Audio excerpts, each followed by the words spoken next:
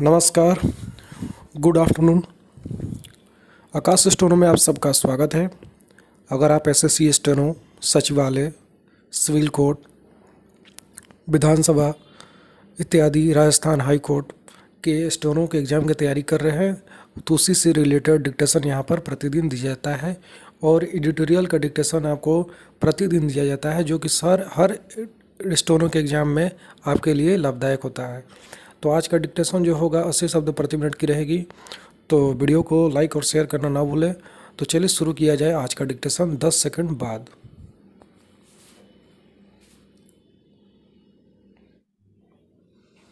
Start.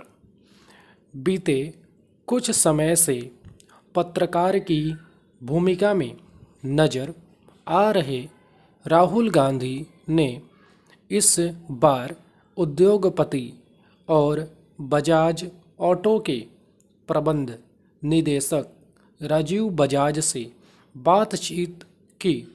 इसका अनुमान पहले से था कि मोदी सरकार के आलोचक रहे राजीव बजाज राहुल गांधी से बातचीत में क्या कुछ कहेंगे।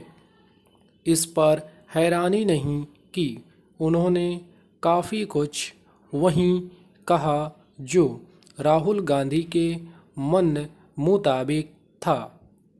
लॉकडाउन लागू किए जाने के करीब 2.5 माह बाद राहुल गांधी और राजीव बजाज ही नहीं, अन्य अनेक लोगों के लिए भी इस तरह की बातें करना बहुत आसान है कि ऐसा या वैसा किया जाना चाहिए।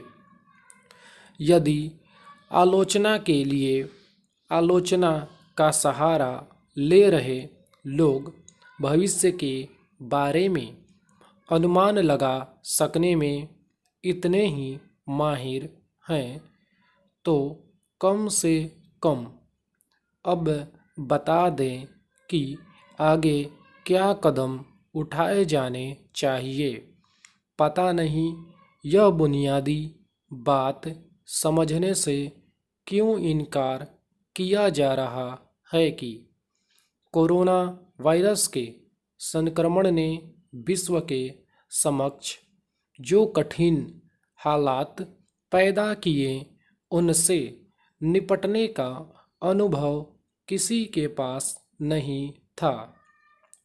चूँकि संकट बहुत बड़ा था और उसके समाधान का कोई ठोस उपाय उपलब्ध नहीं था, इसलिए दुनिया भर की सरकारों ने अपनी समझ एवं सामर्थ्य के हिसाब से फैसले लिए और समय समय पर उनमें फेरबदल भी किए।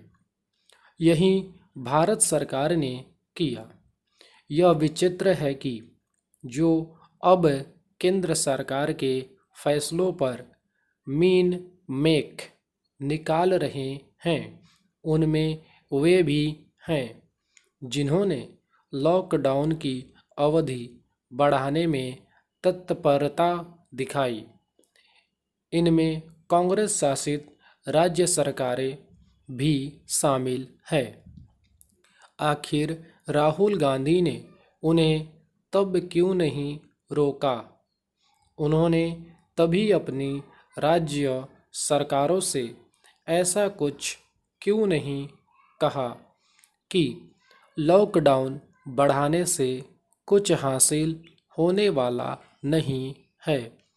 राहुल गांधी किस तरह गैर जरूरी बयानबाजी का सहारा ले रहे हैं, इसका पता उनके इस अजीबो-गरीब कथन से चलता है कि शायद द्वितीय विश्व युद्ध में भी लॉकडाउन नहीं लगाया गया था।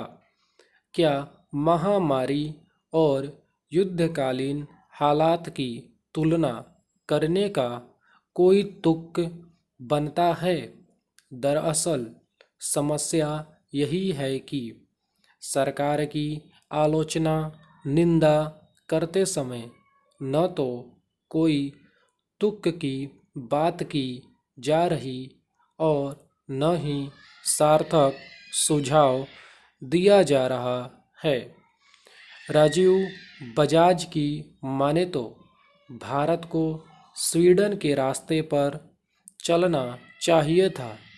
बेहतर होता कि वह इससे परिचित होते कि स्वीडन और भारत के हालात कितने भिन्न हैं और वहाँ भी अब इस पर मंथन हो रहा है कि क्या लॉकडाउन लागू न करके गलती की गई। निसंदेह लोकतंत्र में सबको अपनी बात कहने का हक है, लेकिन ऐसी बातों से कुछ हासिल नहीं हो सकता जिसमें कोई तत्व न हो। समाप्त। और दूसरा पैराग्राफ स्टार्ट होगा 5 सेकंड बाद। आई होप सबके अच्छे से लिखाए होंगे।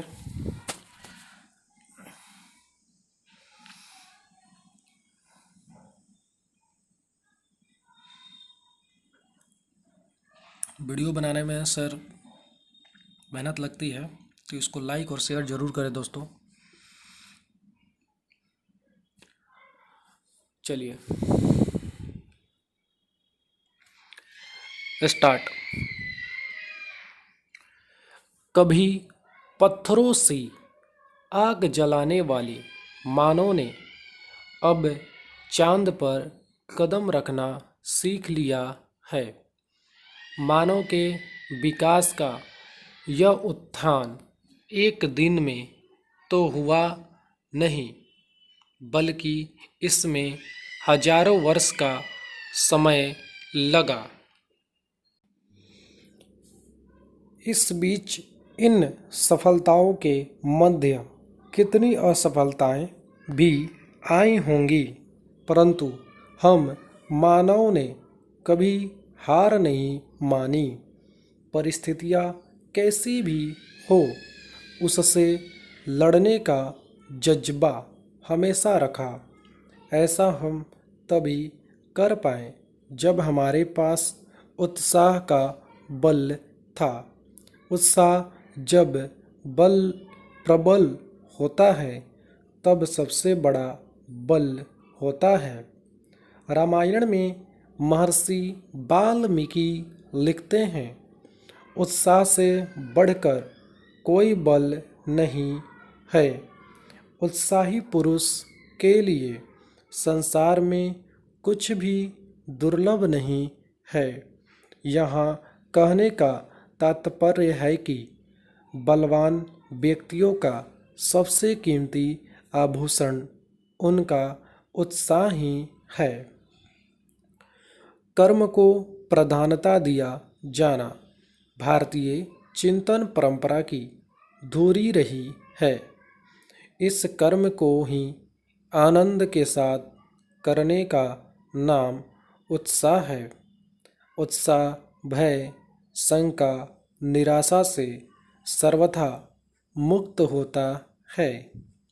उत्साह ऐसी मनोवृत्ति है जो कार्य का स्वरूप देखकर बनती उभरती है।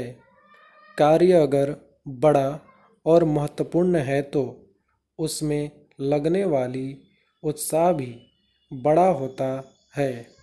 किसी भी कार्य में सफलता के लिए ललक और लगन दोनों की आवश्यकता होती है।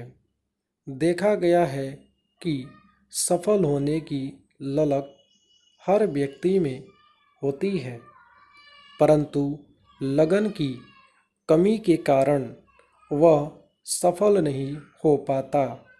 मन में उत्साह का संचार अगर सतत रूप से होता रहता है तो मन में धैर्य एवं लगन की धारा भी निरंतर प्रवाहित होती रहती है।